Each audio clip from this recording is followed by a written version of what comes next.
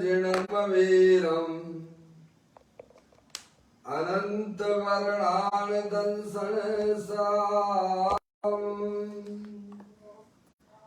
भोक्ष्यामि नियम सारम् केवली श्रुत केवली भणिदम नम करो अनंत उत्कृष्ट दर्शन ज्ञान में जिन वीर को कहूँ नियम सार सुकेवली श्रुत केवली पर कथित को।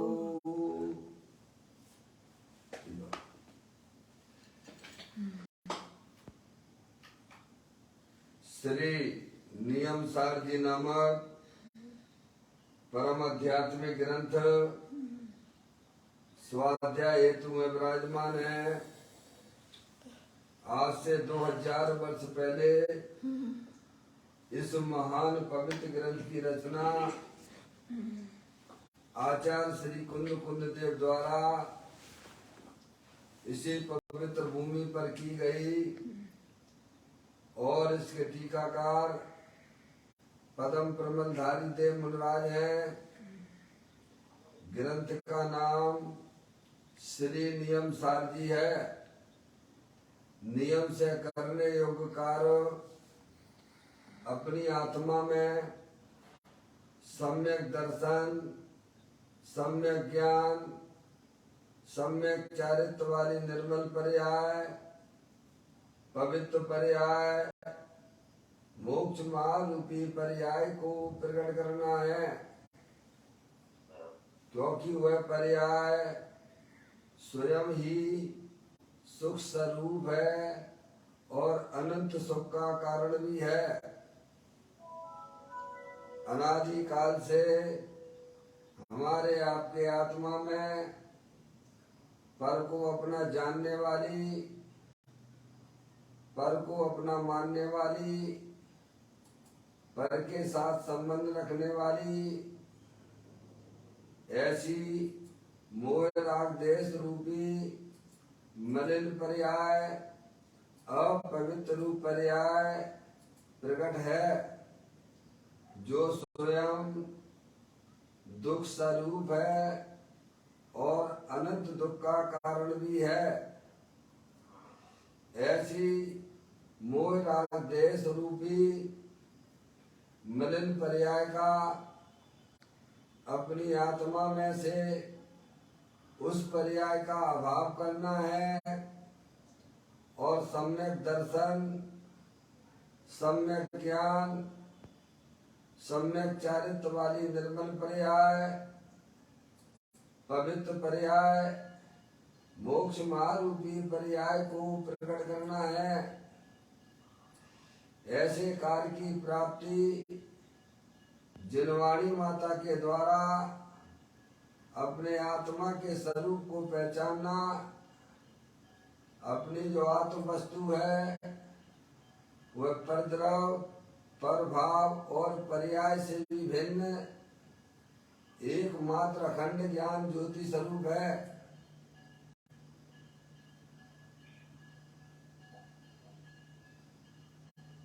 देखिएगा, यह परम आध्यात्मिक ग्रंथ है जिसका नाम है श्री नियम सार जी। इसके अंतिम अधिकार की चर्चा हम और आप यहाँ स्वाध्याय हेतु चल रही है।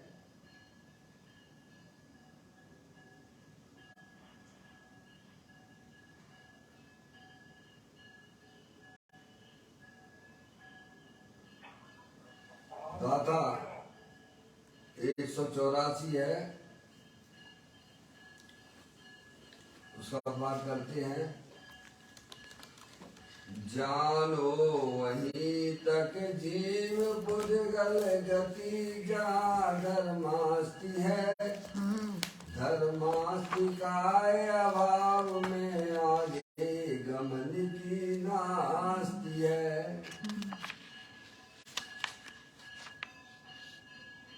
184वें नंबर की गाथा में आचार्य कुंद देव ने यह बताया है, जहाँ तक धर्मास्तिकाय है वहाँ तक जीवों का और पुद्गलों का गमन ज्ञान, धर्मास्तिकाय के अभाव में उससे आगे गमन नहीं जाते। गमन की नास्ति क्या बताते हैं कि जहाँ तक धर्मास्तिकाय है, धर्मास्तिकाय भी एक द्रव्य है। अरे ये पूरे जो विश्व की रचना है उसके बारे में अपन थोड़ा सा ज्ञान कर लें। विश्व जो है 6 द्रव्यमयी है।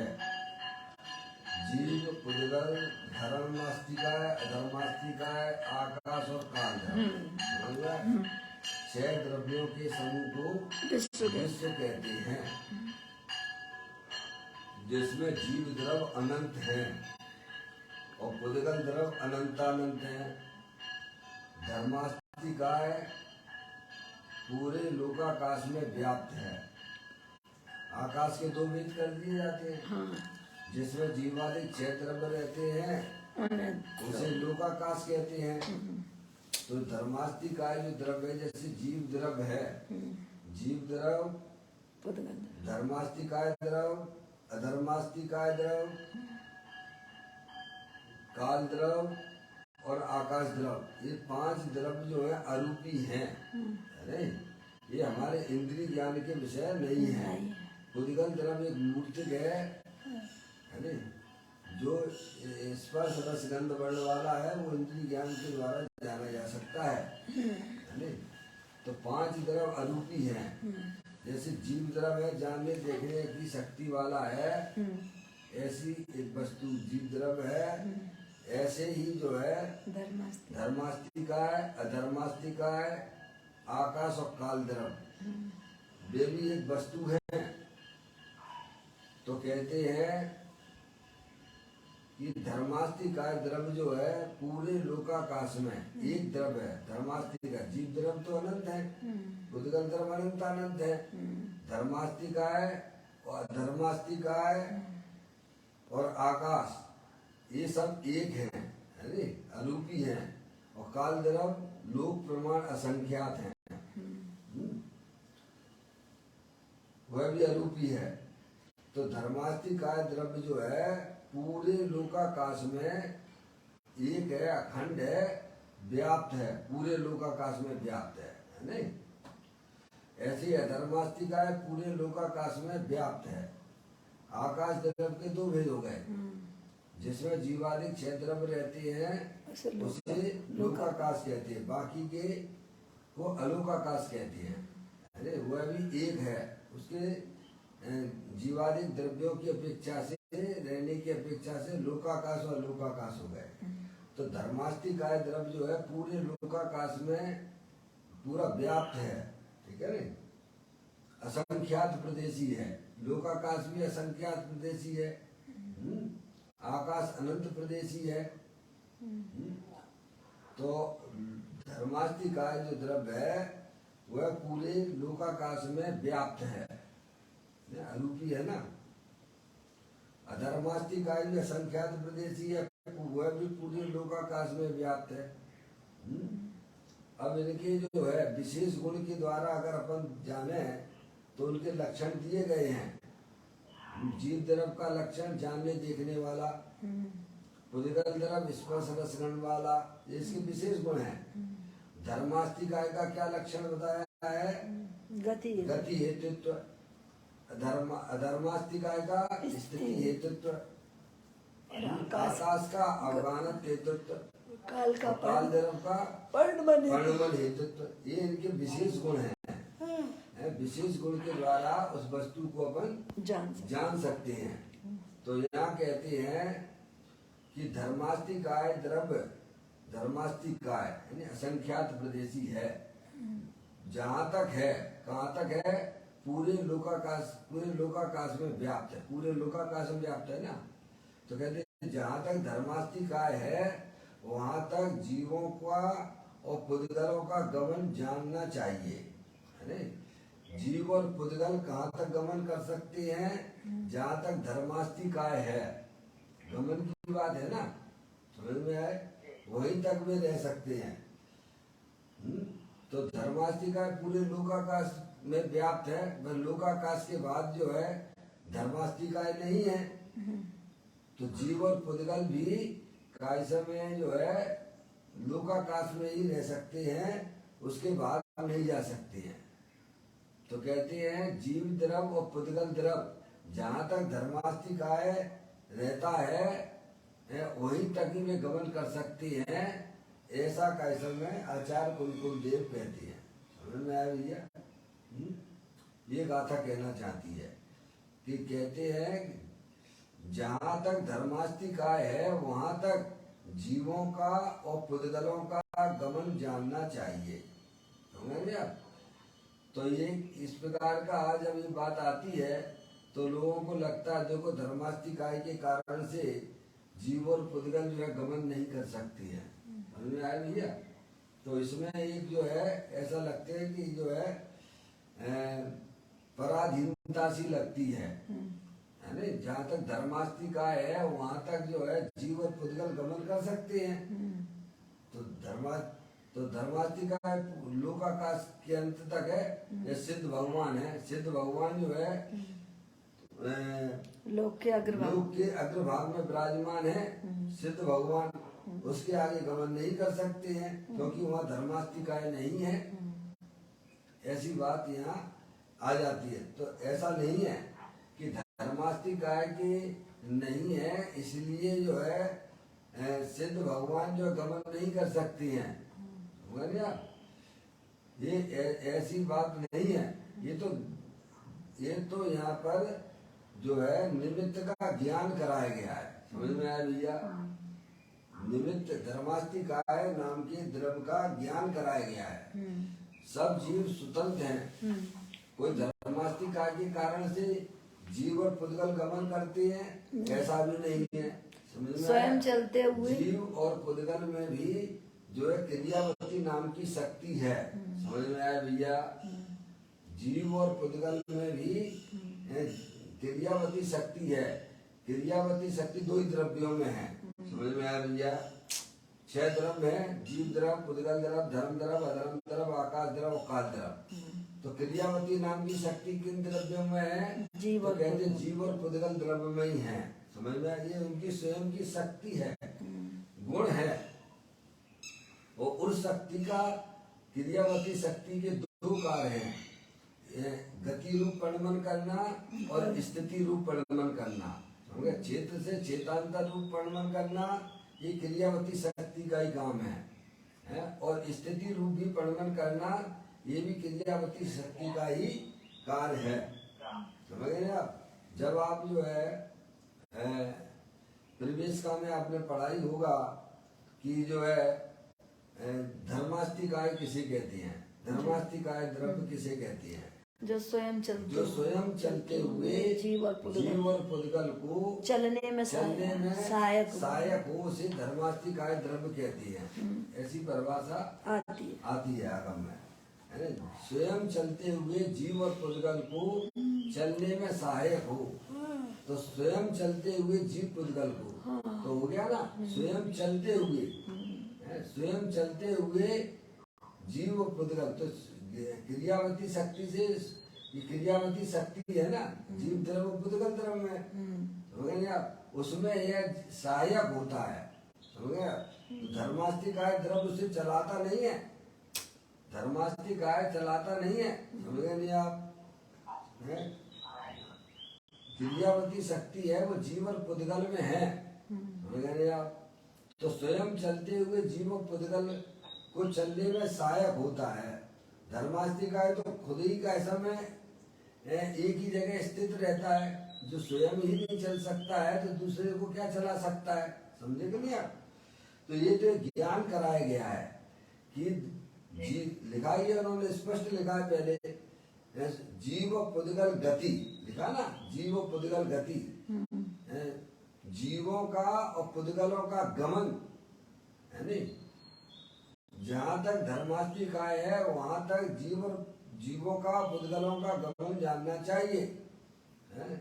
और जहाँ धर्मास्ति काय का अभाव है वहाँ पर उसके आगे वे गमन नहीं कर सकते। ये गाथा मूल में गाथा ऐसी है, हो गया ना। अब देखो टीका अपन पढ़ते हैं, कुछ गुरुदेव श्री भी इसका खुलासा करेंगे, क्योंकि बात तो बहुत कुछ है कहने को, इसीलिए कैसा में अपन उसको संक्षेप में समझने की कोशिश करते हैं। टीका, सिद्ध क्षेत्र के ऊपर जीव पुद्गलों के गमन का निषेध किया है। पदम प्रबलधारी देव मुनलाद कहते हैं सिद्ध क्षेत्र से ऊपर जीव पुद्गलों का गमन निषेध किया गया है। यानी जहाँ तक जो है सिद्ध भगवान कहाँ पर विराजमान है? लोक के अग्रभाग, लोक के अग्रभाग में विराजमान है, उसके ऊपर जो है जीव पुद्गल का गमन नहीं होता है, ऐसा ये गाथा कहना चाहती है। टीका, जीवों की स्वभाव क्रिया सिद्धि गमन क्षेत्र में है, सिद्ध क्षेत्र में गमन मूल टीका है। पदम प्रबलधारी देव की पढ़ रहा हूँ, फिर उसके बाद कुछ गुरुदेव श्री का भी इसमें व्याख्यान है, वो भी अपन समझेंगे। जीवों की स्वभाव क्रिया सिद्धि गमन सिद्ध क्षेत्र में है। स्वभाव क्रिया लिखा ना, टीकाकार पदम प्रबलधारी देव ने स्वयं लिखा ना, पहले उपादान की बात की है, ठीक है कि नहीं? जीवों की स्वभाव क्रिया लिखा के, जीवों की स्वभाव क्रिया, स्वभाव क्रिया है ना, चलने की क्रिया। जीवों की स्वभाव क्रिया सिद्धि गमन सिद्ध क्षेत्र में गमन है, और विभाव क्रिया अन्य भाव में जाते समय है, 6 दिशा में गमन करते हैं। स्वभाव क्रिया, जीव स्वभाव क्रिया से सिद्ध लोक के अग्रभाग तक स्वयं की जब जीव स्वाभाविक रूप से गमन करता है तो लोक के अग्रभाग तक करता है, और विभाग रूप क्रिया में वह 6 दिशा में गमन करता है। संसार अवस्था में पूर्व पश्चिम उत्तर दक्षिण और जो है अधोगति और ऊर्ध्वगति, ऐसी 6 दिशाएं हो जाती हैं। विभाग रूप क्रिया संसार रूप के अन्य भाव में जाते समय 6 दिशा में गमन करता है जीव, है नहीं? अब पुद्गल की बात की, पुद्गलों की स्वभाव क्रिया परमाणु की गति है। परमाणु जो पुद्गल परमाणु सिंगल पुद्गल परमाणु जिसका दूसरा विभाग नहीं किया, ऐसा परमाणु जो स्वभाव रूप सिंगल पवित्र परमाणु है, तो वह कितना एक समय में 14 राजू गमन कर जाता है, यानी ये उसकी स्वाभाविक क्रिया है पुद्गल परमाणु की। और उसको विभाव रूप क्रिया, विभाव रूप में 2 अणुआदिक स्कंदों की गति की है, जिसमें टिप्पणी में लिखा है 2 अणुआदिक स्कंदों की गति। तो 2 अणुआदिक ये इसकी विभाव रूप परमाणु की है, जिसमें 2 अणुआदिक स्कंद 2 परमाणु से लेके अनंत परमाणुओं के बने हुए स्कंद। जो भी कुछ हमें आपको जो इंद्रिय ज्ञान से दिखाई देता है वह सब पुद्गल की विभाव रूप क्रिया है, क्या स्कंद रूप पर्याय दिखाई देती है। समझ में आया भैया?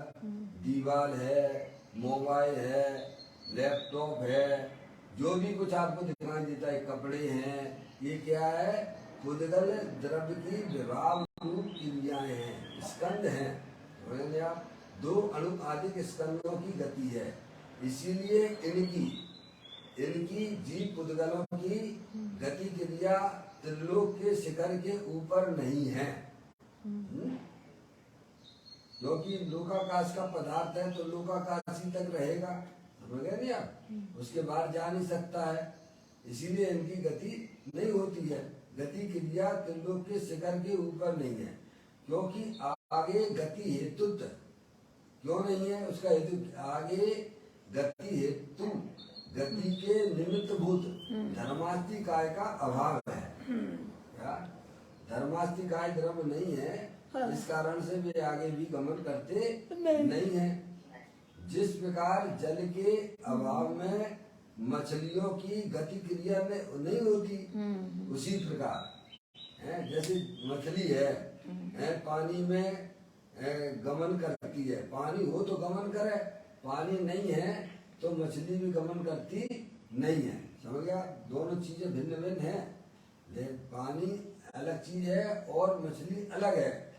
तो मछली गमन क्यों नहीं करती है? तो क्योंकि पानी का अभाव नहीं, पानी नहीं, इसलिए मछली गमन नहीं करती है।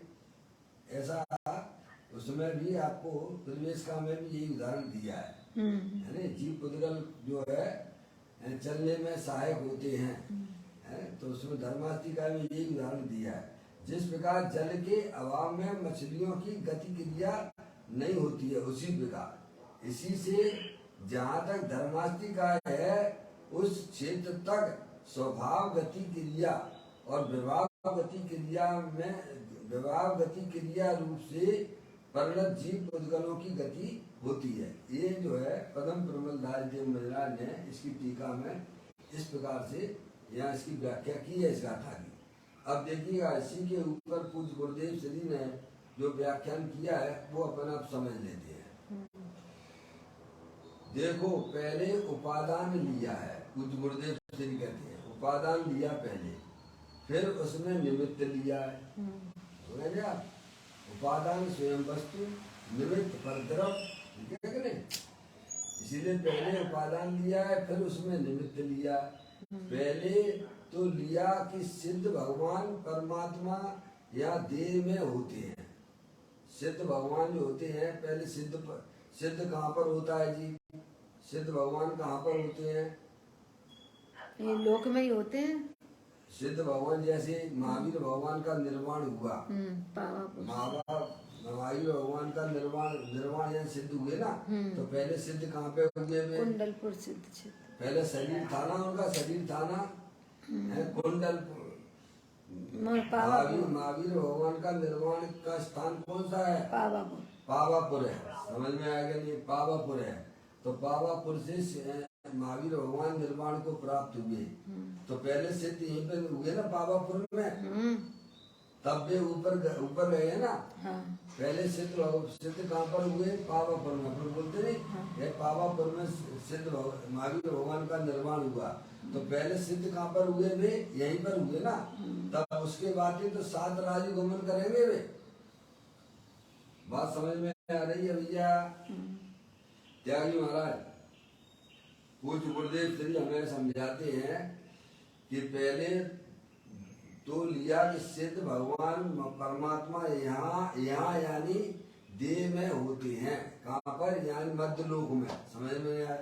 मध्यलोक में है। पहले सिद्ध यही हुए ना, फिर वे गमन करेंगे 7 राजू, ठीक है कि नहीं?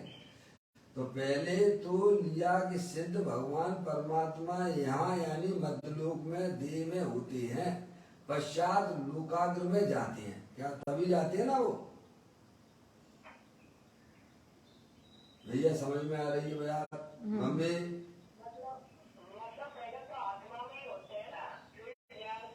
अरे आत्मा में सिद्ध पर्याय तो आत्मा में ही होती है। पर वो हुए कहाँ पर? वे निर्माण कहाँ हुआ? वहाँ सिद्धालय पे निर्माण होता है कि यहाँ पर पावापुर में? हाँ तो वही तो वो कह रहे हैं, निर्माण कोई वहाँ तो नहीं होता सिद्धालय पे जाके।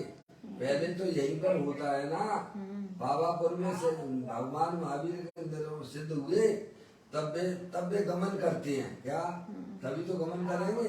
तो 7 राजू गमन करते हैं। समझ नहीं आप? ये सब एक समय में होता, ध्यान रखना।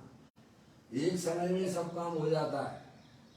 हाँ यही तो गजब है, जैन दर्शन बड़ा सूक्ष्म है। समझ में आया? एक समय में सारी क्रियाएं हो जाती हैं,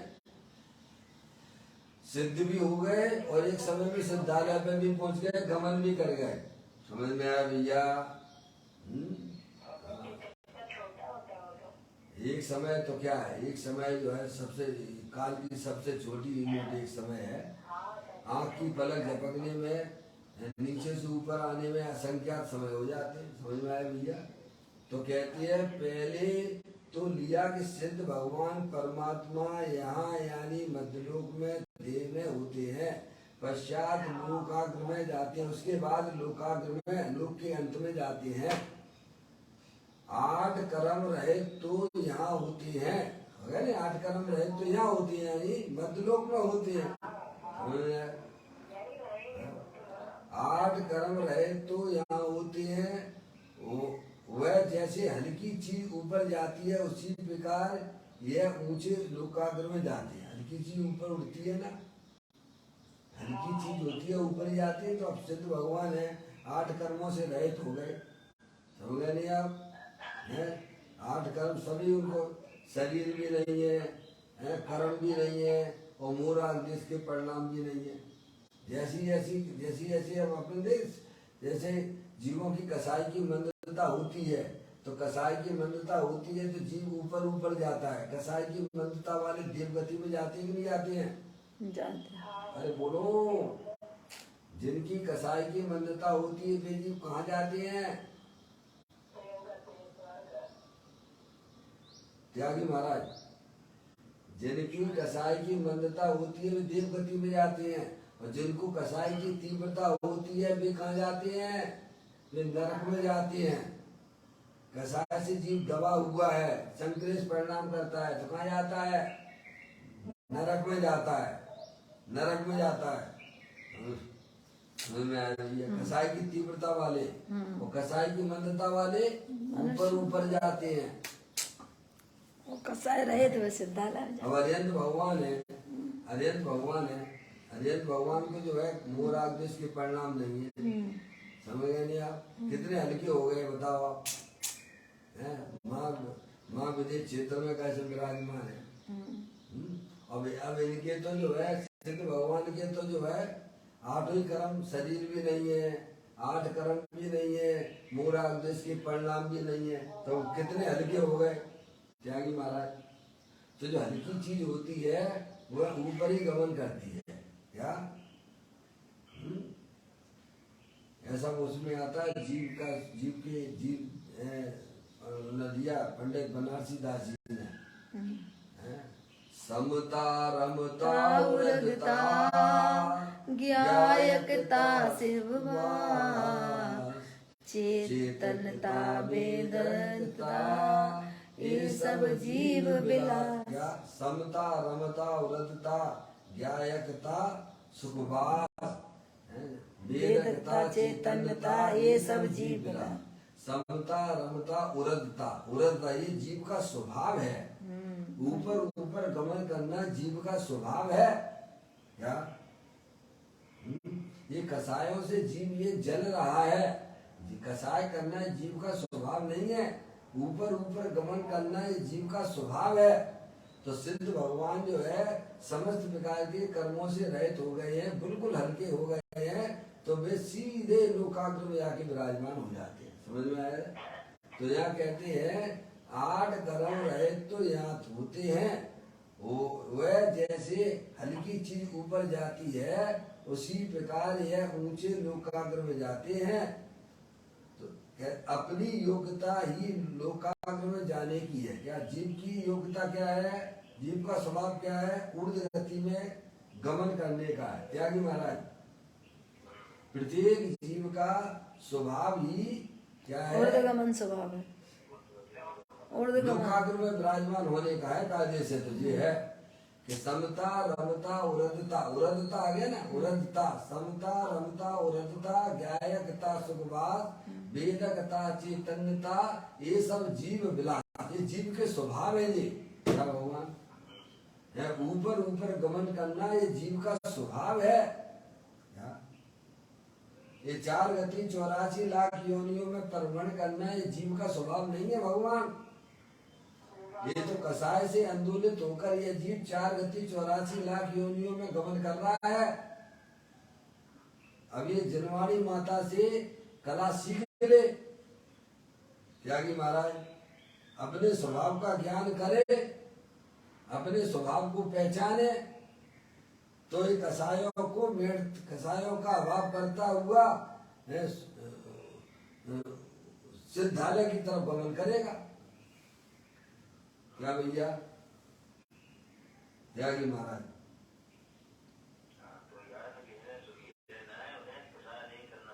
बस तो कसाय जब नहीं होगी जब आपका भेद ज्ञान की ज्योति जलेगी, जब आप स्वभाव को जानोगे। कसाय का अभाव करना है, कसाय को दबाना नहीं है।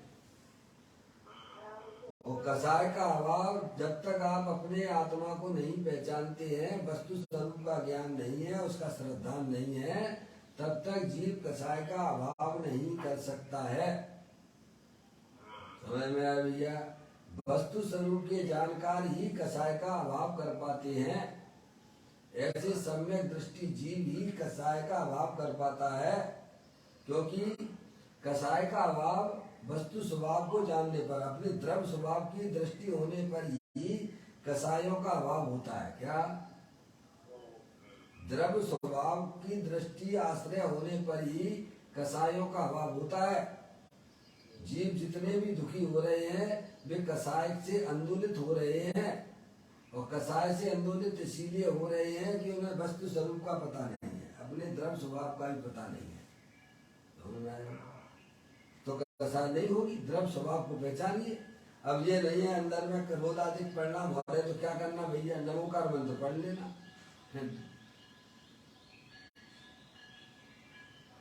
त्यागी महाराज, ये कोई उपाय नहीं है। आप वस्तु स्वरूप को पहचानिए। आप वस्तु स्वरूप को पहचानोगे, जब द्रव्य वस्तु स्वरूप का ज्ञान हो गया, शरीर ये है अनंत पुद्गल परमाणुओं का पिंड है, ठीक है, और अंदर चेतना भगवान आत्मा अनंत शक्तियों के भंडार स्वरूप आत्म वस्तु है, अनंत शक्तियों के भंडार स्वरूप आत्मा वस्तु है, अरूपी है।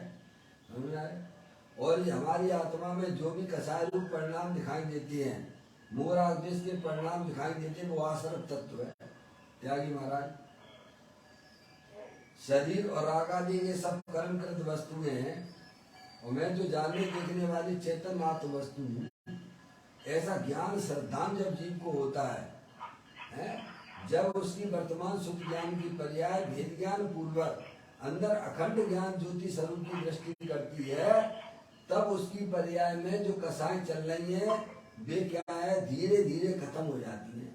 त्यागी महाराज, पहले अनंतानुबंधी कसाई जाती है कि जो जो आत्मा अपने उपयोग को, अपने त्रिकालिक ध्रुव भगवान आत्मा का आनंद लूटता रहता है, तो फिर अप्रत्याख्यान संबंधी कसाई चली जाती है, त्यों तो अपने आत्मा का आनंद और विशेष लूटता है, तो अब प्रत्याख्यान संबंधी कसाई चली जाती है, फिर वह उपयोग अपने चेतन भगवान आत्मा में स्थिर हो गया, तो जो है चारों प्रकार की कसाई चली गई। यही है ना, निज स्वभाव साधन के द्वारा अर्यंत परमात्मा की परिभाषा क्या आती है? अर्यंत परमात्मा कैसे पर्याय में परमात्मा हुए? जो ग्रस्तपना त्याग कर मुनि धर्म अंगीकार करके निस्वभाव साधन के द्वारा चार घातिया कर्मों का नाश करके अनंत चतुष्टय रूप विराजमान हुए हैं, उन्हें अर्यंत परमात्मा कहते हैं। तो अर्यंत परमात्मा पर्याय में परमात्मा कैसे हुए? तो निस्वभाव साधन के द्वारा। त्यागी महाराज, उन्होंने कसायों का अभाव कैसे किया?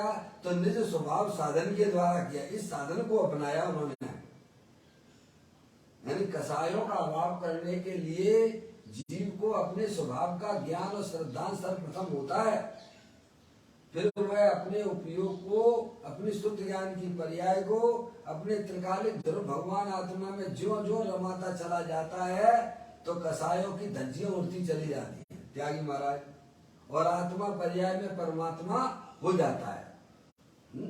तो ये 4 गति 84 लाख योनियों में जीव जो परिभ्रमण कर रहे हैं, वे विभाव के कारण से कर रहे हैं। काहे कर रहे हैं? कसायों से आंदोलित हो रहे हैं।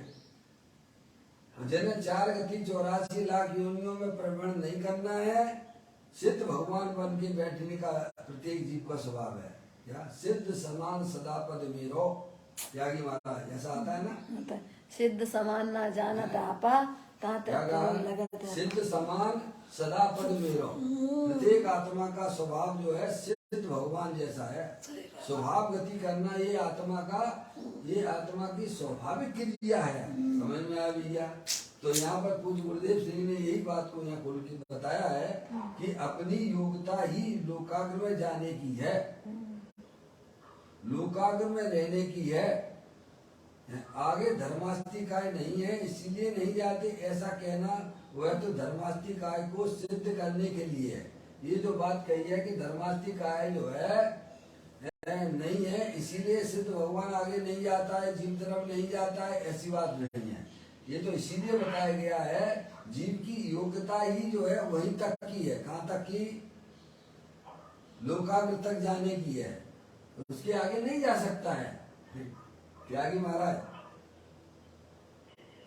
लोकाग्र का वस्तु है, लोकाग्र में रहेगी, लोकाग्र बाहर कैसे जाएगी भाई? तो उसकी योग्यता ही वहीं तक जाने की है। फिर आरोप आ जाता है कि आरोप है कि धर्मास्तिकाय नहीं है इसीलिए नहीं जाते, ऐसी बात नहीं है। ये तो धर्मास्तिकाय द्रव्य का ज्ञान कराया गया है, समझ गए ना आप? निमित्त की तरफ से बताया गया कि ऐसा धर्मास्तिकाय नाम का एक द्रव्य है, इसीलिए कहा धर्मास्तिकाय वहीं तक ही है, लोकाग्र तक ही है, इसीलिए कहा सिद्ध जीव द्रव्य जो है उसके आगे गमन नहीं करते हैं, पुद्गल द्रव्य उसके आगे गमन नहीं करता है। तो ये तो उसकी स्वाभाविक बात है। पहले उपादान की बात की है, तो ये जो बात कही गई है वो निमित्त का ज्ञान कराने के लिए कही है कि जीव द्रव्य पुद्गल द्रव्य जो है आगे गमन क्यों नहीं करते हैं, तो कहती है धर्मास्तिकाय नहीं है, समझ गए आप? ऐसी बात नहीं, जीव की योग्यता ही है ऐसी है कि वह वहीं तक ही गमन करता है। कहाँ तक? लोकाग्र के अंत तक। क्या जी महाराज, ऐसा समझना चाहिए। तो कहते हैं वह तो धर्मास्तिकाय को सिद्ध करने के लिए है। शास्त्र में ऐसा आता है कि आगे क्यों नहीं जाते, धर्मास्तिकाय यहाँ है, वहाँ धर्मास्तिकाय का अभाव है, रहते नहीं है, इतनी ही स्थिति है, वहां तक की ही धर्मास्तिकाय है, लोकाग्र तक ही धर्मास्तिकाय है। उसमें यह विवाद पहले से उठा था, पूज्य गुरुदेव श्री कहते हैं ये पहले से ही विवाद चला रही कि जैसे जीव द्रव पुद्गल द्रव आगे गमन क्यों नहीं करते हैं, क्योंकि धर्मास्तिकाय नहीं है, समझ गए ना? तो ऐसी बात नहीं है, जीव और पुद्गल की योग्यता ही कैसे में वहीं तक गमन करने की है। लोक का द्रव्य है तो लोक के बाहर नहीं जा सकता है, त्यागी महाराज है? ये जो बात आती है वो निमित्त का ज्ञान कराने के लिए है। धर्मास्तिकाय के कारण से आगे गमन नहीं करता है, ऐसी बात नहीं है।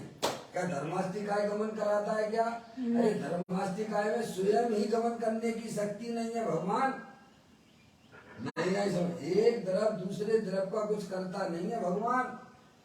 बस शास्त्रों में जो निमित्त का ज्ञान कराने की बात की गई है कि धर्मास्तिकाय क्या जीव पुद्गल को रोकता है, तो फिर जो एक द्रव दूसरे द्रव का कार्य करने वाला सिद्ध हो जाएगा, त्यागी महाराज। जबकि एक द्रव दूसरे द्रव का कुछ भी नहीं करता है, पर लोगों ने ऐसी धारणा बना के रखी हुई है कि धर्मास्तिकाय नहीं है इसीलिए कैसे जीव द्रव पुद्गल द्रव गमन नहीं करता है। तो क्या धर्मास्तिकाय जीव पुद्गल को गमन कराता है क्या? क्या धर्मास्तिकाय में चलने की शक्ति है क्या? फिर बताओ, जिसमें शक्ति ही नहीं है वो दूसरे को गमन क्या करा सकता है? समझ में आया भैया? तो ये बातें हमें थोड़ा निमित्त की बातें समझना चाहिए। निमित्ताधीन दृष्टि वालों को ऐसा लगता है कि धर्मास्तिकाय नहीं है इसीलिए जीव और पुद्गल गमन नहीं करते हैं। तो क्या धर्मास्तिकाय जीव पुद्गल को गमन कराता है? तो कहते हैं ऐसी बात तो ही नहीं है, सिद्धांत में ही नहीं है, समझ गए नहीं आप? तो ये क्यों गमन नहीं करता है? क्योंकि जीव और पुद्गल के चलने की जो योग्यता है केवल वहीं तक ही है, लोकाकाश तक ही है। लोकाकाश का पदार्थ लोकाकाश तक ही रहता है, आगे वह गमन नहीं कर सकता है, ये उसकी योग्यता है।